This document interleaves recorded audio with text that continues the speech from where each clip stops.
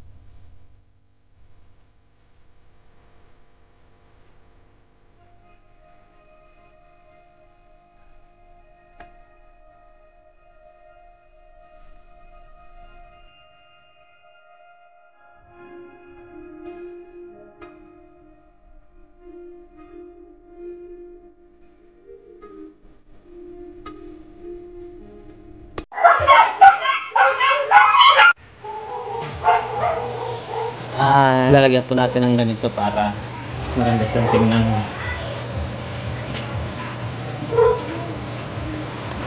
Limutan ko lang kung ang tawag dito eh.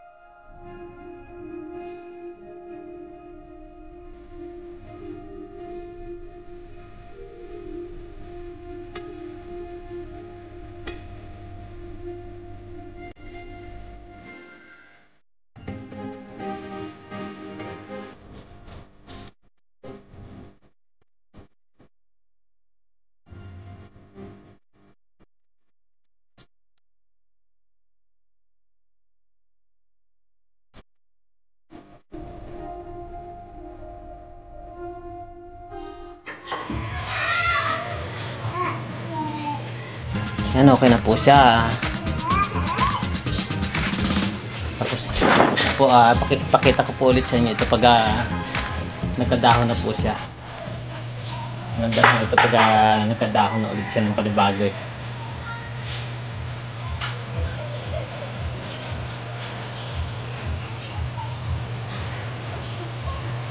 Tinanggal ko lang po yung sanga niya rito, hindi magandang tingnan. Dalawa siya nakadiretso sa ito eh.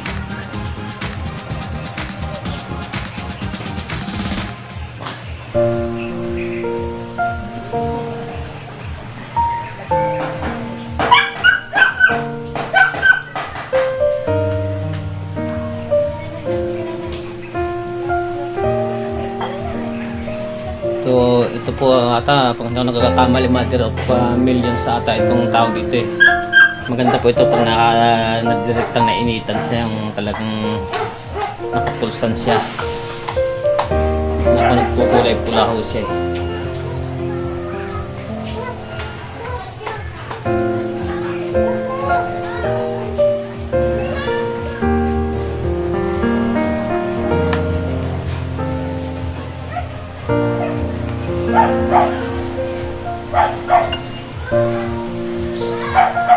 Okay na po siya.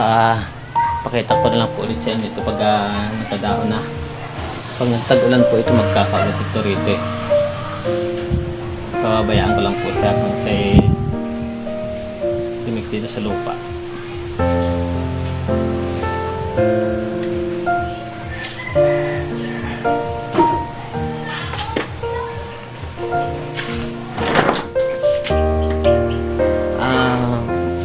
Muli po, maraming salamat sa inyong panood at sana nakatulong sa inyo kahit paano ito yung sinunod ko ngayon. Muli paki-subscribe ang aking YouTube channel para yung mga next videos kong i-upload yung mapanood po. Salamat.